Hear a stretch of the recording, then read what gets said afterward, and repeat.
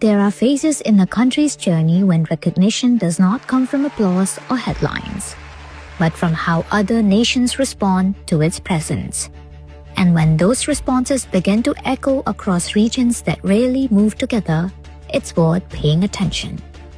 That is the moment India finds itself in today, with Ethiopia conferring its highest national honor, the Nishan of Ethiopia, on Prime Minister Narendra Modi.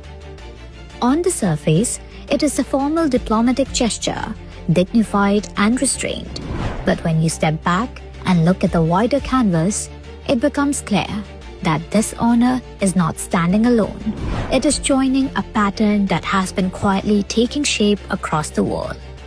Because in 2025, 8 different nations have chosen to bestow their highest civilian or state honors on India's Prime Minister Narendra Modi. Not clustered in one region, not driven by one alliance, but spread across Africa, Europe, South America, the Caribbean, and the Indian Ocean. A spread that tells its own story without needing explanation. From Mauritius and Sri Lanka to Cyprus, Ghana, Trinidad and Tobago, Brazil, Namibia, and now Ethiopia, these recognitions come from countries with different histories, different priorities, and different political cultures, yet all arriving at a similar moment with a similar decision to formally acknowledge India as a serious, steady, and credible global partner.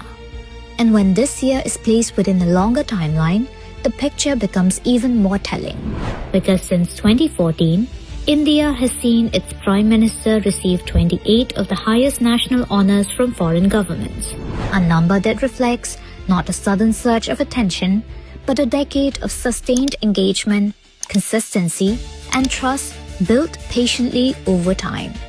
The significance here is not in counting honors or building tallies, but in what these moments quietly reflect: a growing ease with India's leadership, a steady respect for the positions it takes, and an expectation that India will continue to be present in the conversations that matter, not occasionally, but consistently.